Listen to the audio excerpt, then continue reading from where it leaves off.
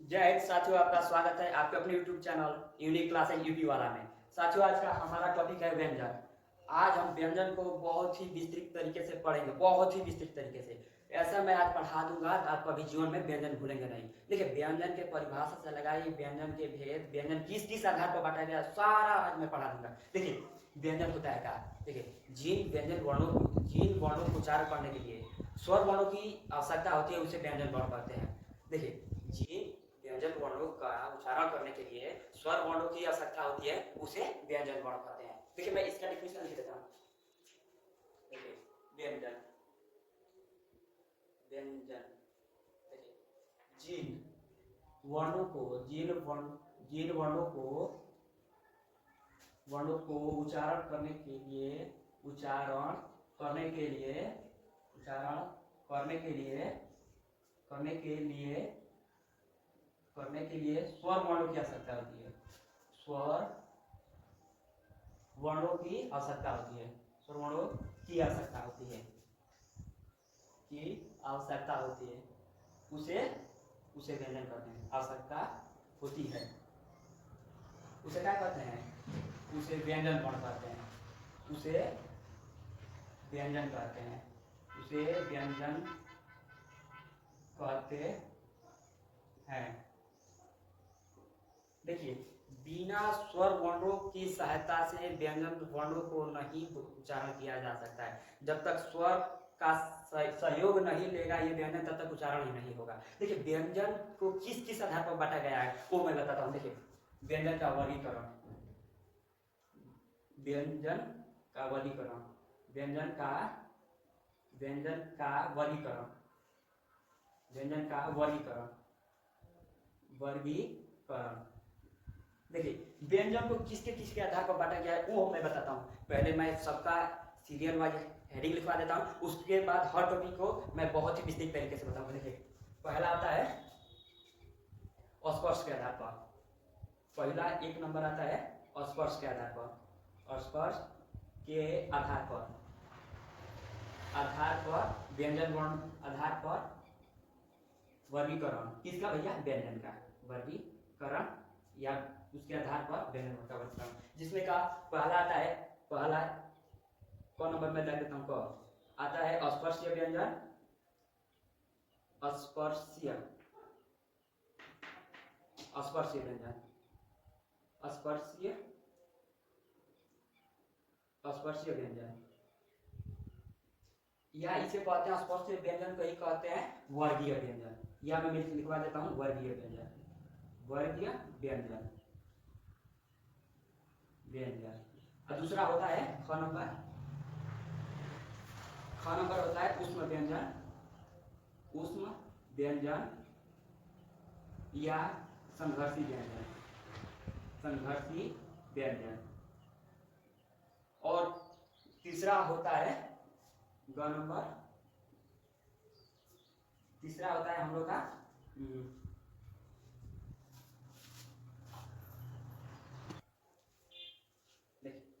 तीसरा होता है हम लोग का अंतस्थ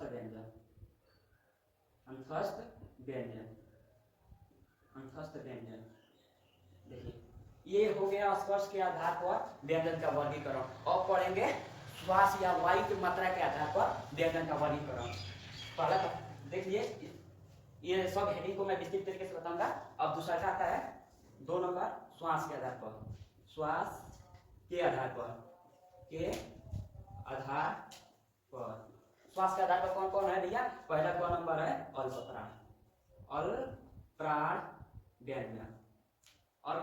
व्यंजन और दूसरा का है महाप्राण व्यंजन। ख नंबर है महाप्राण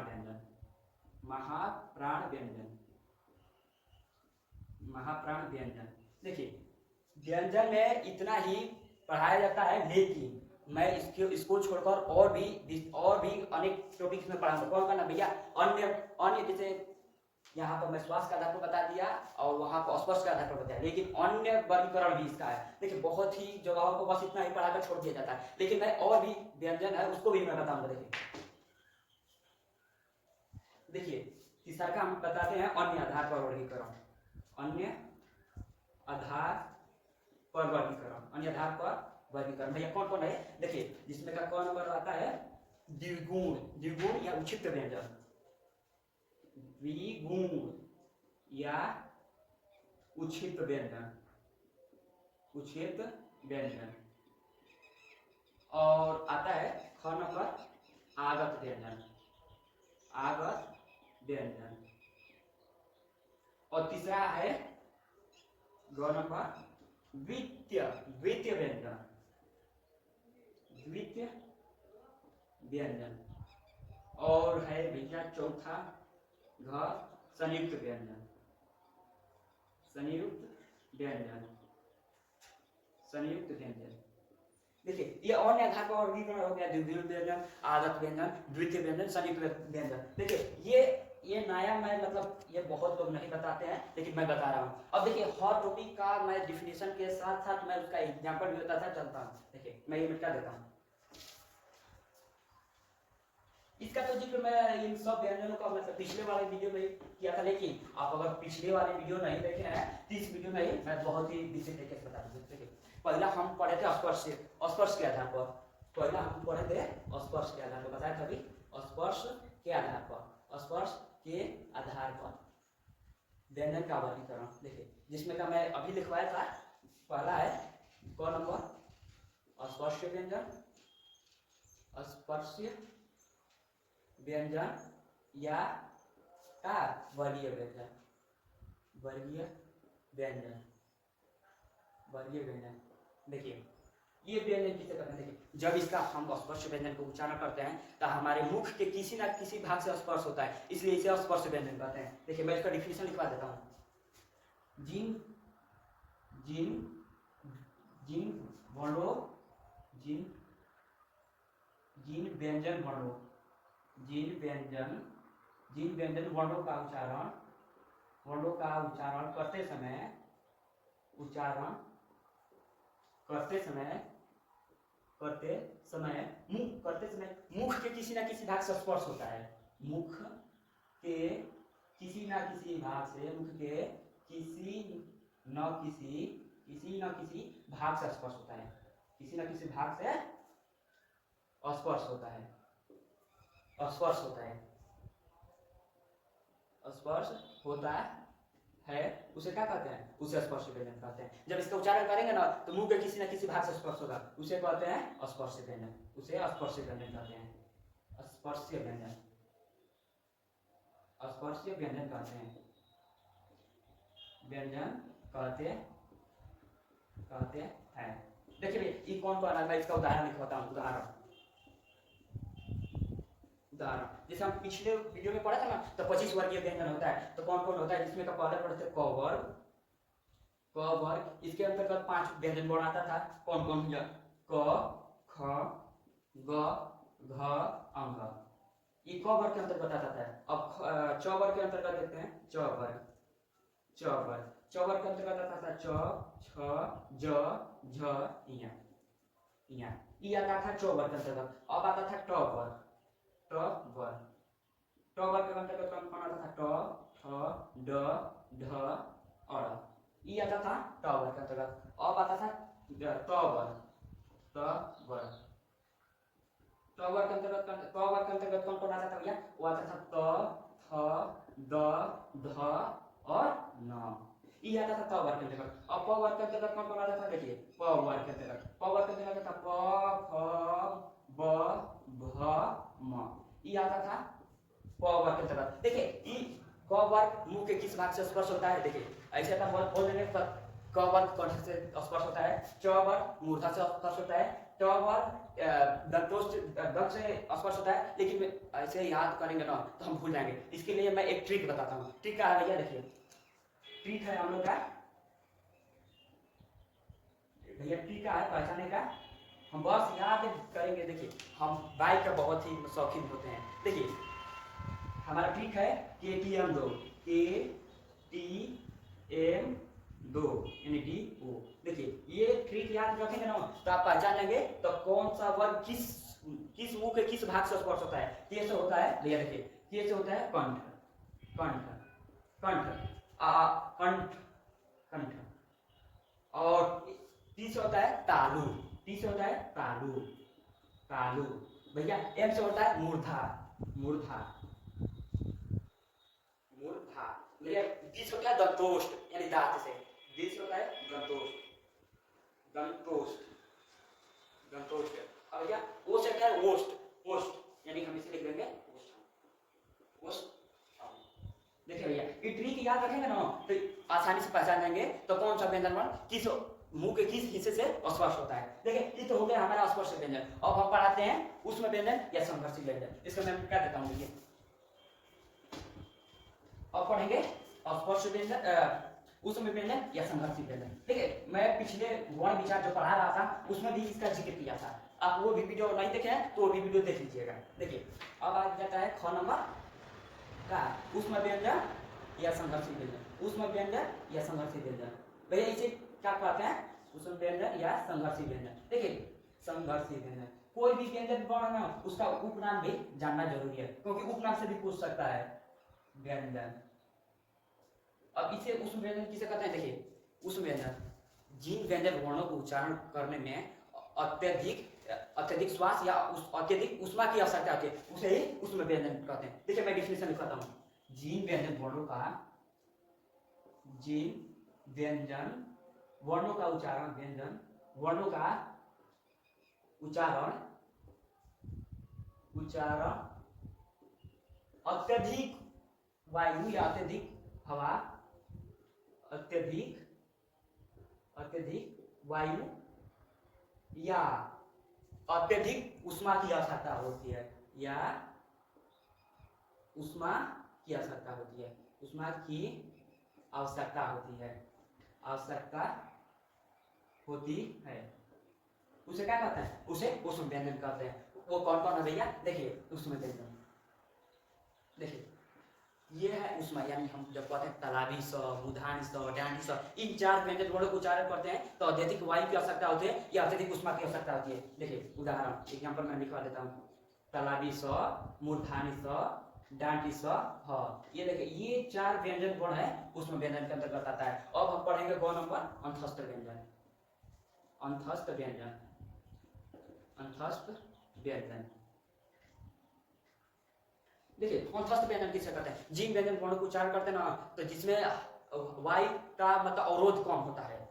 देखिए मैं लिखवा देता हूँ, जिन व्यंजन, जिन व्यंजन वर्णों, जिन व्यंजन वर्णों के उच्चारण, के उच्चारण, उच्चारण करने में, करने में वायु का अवरोध कम होता है, वायु का अवरोध कम होता है, वायु का अवरोध कम होता है, अवरोध कम होता है, कम होता है उसे क्या कहते हैं भैया, उसे कहते हैं अंतस्थ व्यंजन। ये कौन कौन व्यंजन है, देखिए ये आता है य, र, ल। ये जब ये चार व्यंजन वर्णों का उच्चारण हम करते हैं ना तो वायु का अवरोध कम होता है। देखिए मैं एग्जांपल में लिखवा देता हूँ कौन कौन इसके अंतर्गत है, उदाहरण ये एग्जांपल, देखिए य, र, ल, व, ये चार व्यंजन वर्ण आता है अंतस्थ व्यंजन के अंतर्गत। ये तो हमने पढ़ लिया स्पर्श के आधार पर और पढ़ेंगे श्वास के आधार पर। तो श्वास के आधार पर कौन कौन मैं लिखवाया था पहले, अल्प प्राण व्यंजन और महाप्राण, महाप्राण व्यंजन उसे पढ़ेंगे। देखिए इसे मैं मिटा देता हूँ, आप स्क्रीनशॉट भी लेते रहिएगा। देखिए आप अगर वीडियो अगर शुरू से स्टार्ट किया है तो बीच में छोड़ मत देना, अंत में अंत तक देखिए। अगर आपको नहीं समझ में आया तो कमेंट बॉक्स में जरूर लिखिएगा हाँ हमका वीडियो हमको कहाँ नहीं समझ में आया। आपकी समस्या का समाधान अगले वीडियो में किया जाएगा। देखिए अब पढ़ेंगे श्वास के आधार पर, 2 नंबर श्वास के आधार पर, श्वास के आधार पर व्यंजन वर्ण का वर्गीकरण, श्वास के आधार पर, श्वास के आधार पर कौन कौन आता है भैया, देखिए 1 नंबर हमने लिखवाया था अल्प प्राण व्यंजन, अल्प प्राण व्यंजन, प्राण व्यंजन। देखिए अल्प प्राण व्यंजन किसे कहते हैं, देखिए जिन व्यंजन वर्णों को उच्चारण करने में वायु की कम मात्रा लगती है उसे कहते हैं अल्प प्राण व्यंजन। अल्प मतलब थोड़ा, जिन व्यंजन वर्णों के उच्चारण में वायु की कम आवश्यकता होती है, कम आवश्यकता होती है उसे अल्प प्राण व्यंजन कहते हैं। और भैया अल्प प्राण व्यंजन होता है कौन कौन है, देखिए जो मैं 25 वर्ग के व्यंजन पहले ही लिखवाया था उसमें क्या, देखिए प्रत्येक वर्ग का पहला, तीसरा और 5वां वर्ण अल्प प्राण व्यंजन होता है। देखिए मैं इसका डिफिनेशन लिखवा देता हूँ, जिन व्यंजन वर्णों का, व्यंजन वर्णों के उच्चारण के उच्चारण करने में वायु की कम मात्रा लगती है। उच्चारण करने में वायु की कम मात्रा लगती है। वायु की कम मात्रा लगती है। कम मात्रा लगती है उसे क्या कहते हैं? उसे अल्पप्राण व्यंजन कहते हैं। उसे अल्पप्राण व्यंजन कहते हैं। उसे अल्पप्राण व्यंजन कहते हैं। अल्पप्राण व्यंजन कहते हैं। देखिए अल्पप्राण व्यंजन कहते हैं। देखिए जो 25 वर्गीय व्यंजन लिखवाए थे ना, देखिए प्रत्येक वर्ग का पहला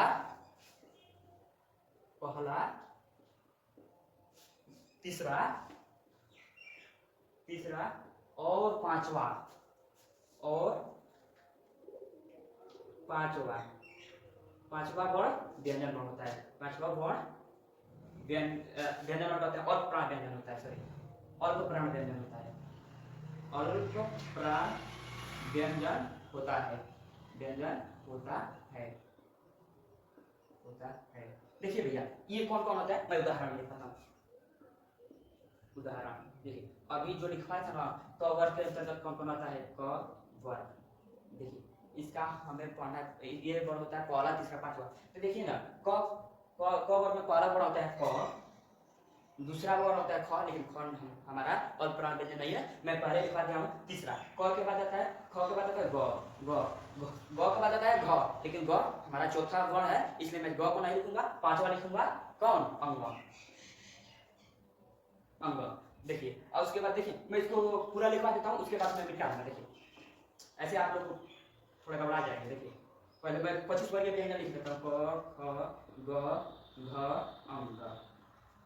चौवर्ग के अंतर्गत आता है कौन कौन भैया? च छ ज झ ञ। और टवर्ग के अंतर्गत आता है, टवर्ग के अंतर्गत आता है ट ठ ड ढ अ। टवर्ग के अंतर्गत कौन कौन आता है? टवर्ग आता है त थ द ध न।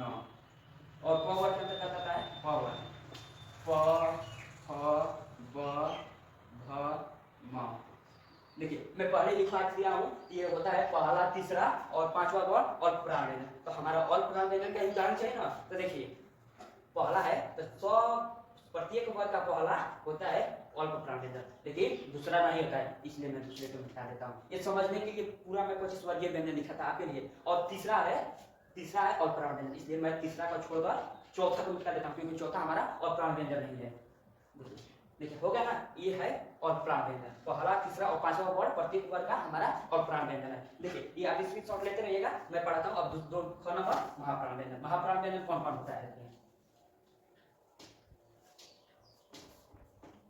मैं भरसक प्रयास करूंगा कि छोटा वीडियो में ही बहुत ही चीज देकर चला जाऊं। देखिए अब ख नंबर आता है महाप्राण। अब नाम से ही जान रहे होंगे तो इसका डिफिनेशन क्या बनेगा? महाप्राण व्यंजन। महाप्राण यानी ज्यादा, अल्पप्राण मतलब थोड़ा। देखिए अल्पप्राण में कम वायु की आवश्यकता होती है, लेकिन महाप्राण में अत्यधिक वायु की आवश्यकता होती है। देखिए मैं लिखवा देता हूँ, उसका अल्पप्राण का ये सेम ऑपोजिट है। जीन व्यंजन वर्णों का उच्चारण, जीन व्यंजन वर्णों के उच्चारण करने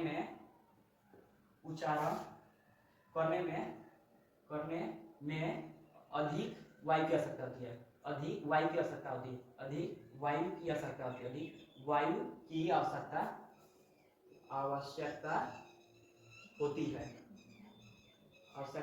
होती है, उसे महाप्राण आवश्यकता होती है। उसे क्या कहते हैं? उसे महाप्राण व्यंजन कहते हैं। देखिए महाप्राण व्यंजन होता कौन कौन है? देखिए प्रत्येक जो मैं 25 वर्गीय व्यंजन लिखवाया वही है। प्रत्येक वर्ग का दूसरा और चौथा वर्ण होता है महाप्राण व्यंजन। दूसरा और चौथा वर्ण क्या होता है? महाप्राण होता है। चौथा वर्ण महाप्राण व्यंजन होता है। महाप्राण व्यंजन होता है। महाप्राण व्यंजन होता है।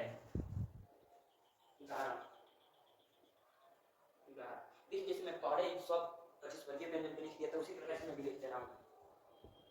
देखिए क वर्ग, क ख ग घ अंग, ये आपको बस समझने के लिए लिख रहा हूँ। और च वर्ग के अंतर्गत आता है च छ ज झ इया। और ट वर्ग के अंतर्गत आता है ट वर्ग ट ठ ड ढ अड़। और त वर्ग के अंतर्गत आता है त थ द ध न। और प वर्ग के अंतर्गत आता है प वर्ग प फ ब भ म। देखिए लेकिन हमको जरूरी क्या है, हमको दूसरा और चौथा, ये हम लोग का पहला हो गया, दूसरा हो गया, तीसरा हो गया, ये चौथा, ये पांचवा। लेकिन हम प्रत्येक वर्ग का दूसरा और चौथा ही वर्ग हमारा महाप्राण है, इसलिए मैं इसको पहले वर्ग का पहला वर्ण मिटा देता हूँ, दूसरा तो हमारा है ही महाप्राण, तीसरा में मिटा देता हूँ, और चौथा भी हम लोग का है महाप्राण, चौथा छोटा, पांचवा में मिटा देता हूँ। ये है हमारा महाप्राण का उदाहरण। अब तो श्वास के आधार पर पढ़ लिया है, और पढ़ेंगे जो मैं अन्य आधार पर मैं बताया था वर्गीकरण, उसको मैं हेडिंग बाई हेडिंग पढ़ा रहा हूँ। देखिए इसको मैं मिटा देता हूँ, आप स्क्रीनशॉट लेते रहिएगा, स्क्रीनशॉट लेते रहिएगा, अपने नोट्स में लिखते रहिएगा।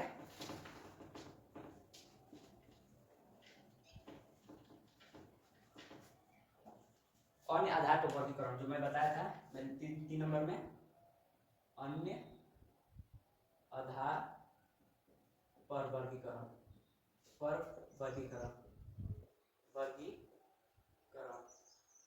किसका वर्गीकरण हम पढ़ रहे हैं, ये व्यंजन का हम वर्गीकरण पढ़ रहे हैं। ठीक है, अन्य आधार पर वर्गीकरण कौन कौन मैं बताया था, कौन नंबर द्वितीय और उचित, या उसे ही उचित व्यंजन कहते हैं। द्विगुण या उचित व्यंजन,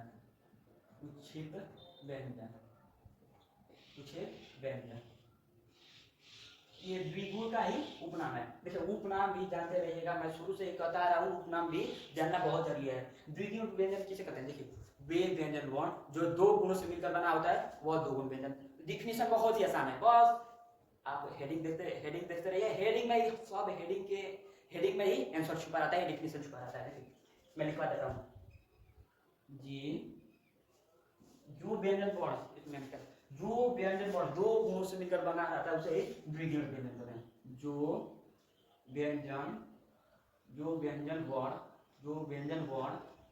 2 गुणों से मिलकर बना रहता है, 2 गुणों से मिलकर बना रहता है,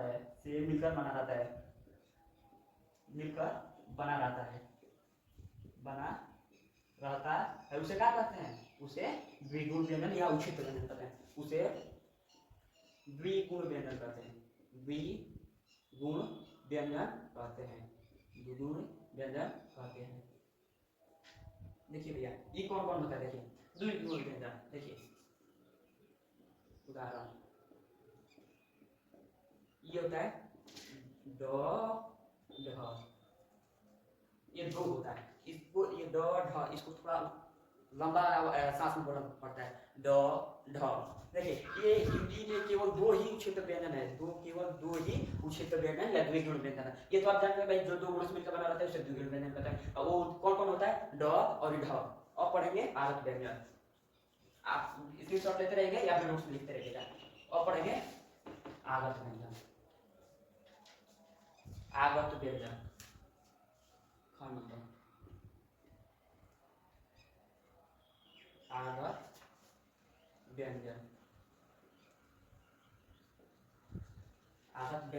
भैया आगत व्यंजन किसे कहते हैं, देखिए आगत यानी डिफिनेशन, इसके हेडिंग से इसका डिफिनेशन समझ, आगत यानी मतलब ये कहीं से आया हुआ है, आगत यानी कहीं से आया हुआ है। देखिए हिंदी में, अंग्रेजी और उर्दू के द्वारा आए हुए व्यंजन वर्णों को शुद्ध उच्चारण करने के लिए इन व्यंजन वर्णों के नीचे एक बिंदु लगाया जाता है, जिसे हम नुक्ता कहते हैं। देखिए मैं इसका डिफिनेशन लिखवा देता हूँ, उसके बाद एक बार और समझाता हूँ। देखिए हिंदी में अंग्रेजी और उर्दू के द्वारा, हिंदी में अंग्रेजी व उर्दू के द्वारा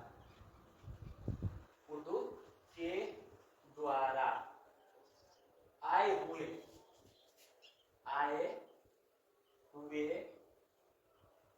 व्यंजन वर्णों हिंदी और उर्दू के द्वारा आए हुए व्यंजन वर्णों को शुद्ध उच्चारण करने के लिए इनके इन व्यंजन वर्णों के नीचे एक बिंदु लगाया जाता है जिसे नुक्ता कहते हैं। आए हुए व्यंजन वर्णों को शुद्ध उच्चारण शुद्ध उच्चारण शुद्ध उच्चारण शुद्ध उच्चारण करने के लिए इन व्यंजन वर्णों के नीचे एक बिंदु लगाया जाता है। इन व्यंजन वर्णों के नीचे एक बिंदु लगाया जाता है। बिंदु लगाया जाता है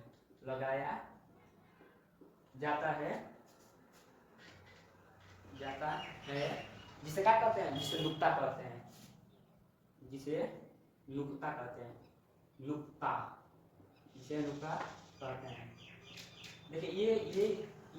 ये वाला हेडिंग बहुत इंपॉर्टेंट, ये बहुत पूछता है। नुक्ता कहते हैं भैया, ये देखिए ना, ये कौन कौन होता है। देखिए मैं उदाहरण में लिखवाता हूँ।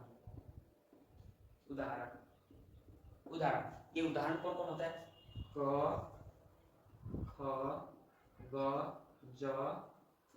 लेकिन देखिए ना भैया, मैं बताऊं तो हिंदी में उच्चारण करने के लिए इसके नीचे एक बिंदु लगाया जाता है जिसे नुक्ता कहते हैं। तो लगाना, देखिए नुक्ता, यहाँ क के नीचे एक नुक्ता लग गया, ख के नीचे एक नुक्ता लग गया, ग के नीचे एक बिंदु लग गया जिसे नुक्ता कहते हैं, इसके नीचे भी नुक्ता लग गया, इसके नीचे भी नुक्ता लग गया। ये बिंदु को ही हम नुक्ता कहते हैं। इन 5 व्यंजन वर्णों को ही आगत व्यंजन कहते हैं। देखिए ना, एक और जुड़ा है भैया। देखिए ना, कौन नौका जुड़ा है भैया? एक और जुड़ा है। वो कौन है भैया? देखिए ना, आ है, लेकिन इसके ऊपर है ए वाला चंद्र बिंदु। ये तो हो गया हमारा आगत व्यंजन। और पढ़ेंगे द्वितीय व्यंजन। इसको मैं क्या कहता हूँ, आप स्क्रीनशॉट लेते रहेंगे, अपने नोट्स में लिखते रहेगा, मैं तुझसे कहते आ रहा हूँ। और पढ़ेंगे द्वितीय व्यंजन। देखिए ना भैया, हम 2 नंबर पढ़ेंगे द्वितीय व्यंजन। द्वितीय व्यंजन। देखिए भैया, द्वितीय व्यंजन किसे कहता है? जब किसी शब्द में 2 व्यंजन वर्ण आए लेकिन पहले आधा उसके बाद से फूल आए, उसे द्वितीय व्यंजन कहते हैं। देखिए मैं लिखवा देता हूँ, फिर एक बार और समझाता हूँ, फिर कई बार समझाऊंगा, जब तक आपको समझ नहीं आएगा तब तक समझाते ही रहूंगा। देखिए लिखवा देता हूँ। किसी एक ही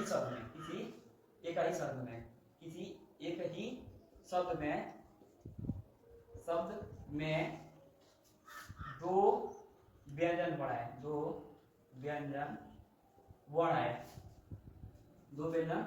आए, किंतु पहले आधा और बाद में पूरा है। उसे क्या कहते हैं? पूरा आए उसे कहते हैं द्वितीय व्यंजन। उसे द्वितीय व्यंजन कहते हैं। जैसे भैया इसका उदाहरण देखिए ना, उदाहरण में कौन कौन मिलेगा? उदाहरण जैसे हम पढ़ते हैं दिल्ली। देखिए ना भैया, इसमें 2 व्यंजन बनाया है ना, लेकिन पहले आधा आया, उसके बाद से फूल आया है, और उसके बाद आता है कुत्ता, बच्चा भी है। जिसमें देखिए कोई भी शब्द है जिसमें 2 व्यंजन बनाया है, पहले आधा उसके बाद पूरा। ये हो गया हमारा द्वितीय व्यंजन। और हम लोग का लास्ट और अंतिम बच गया संयुक्त व्यंजन। संयुक्त व्यंजन किसे कहते हैं भैया? देखिए संयुक्त व्यंजन, ऐसे तो जब 2 व्यंजन वर्ण मिलते हैं तो उसे संयुक्त व्यंजन कहते हैं। लेकिन संयुक्त व्यंजन ओरिजिनल में कहते हैं किसे हैं? देवनागरी लिपि में संयोग होने के बाद रूप में परिवर्तन आता है उसे क्या कहते हैं? संयुक्त व्यंजन।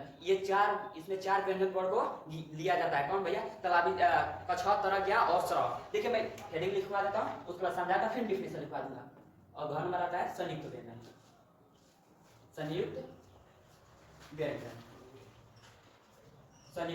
देखिए ना, संयुक्त व्यंजन किसे कहते हैं? देखिए संयुक्त व्यंजन लिखवा देता हूँ। ऐसे तो जब 2 व्यंजन वर्ण जुड़ते हैं तो उसे क्या कहते हैं? उसे संयुक्त व्यंजन कहते हैं। कहते हैं। ये देखिए मैं समझने के लिए लिखा रहा हूँ, लेकिन ओरिजिनल अब लिखाऊंगा। कहते हैं किंतु,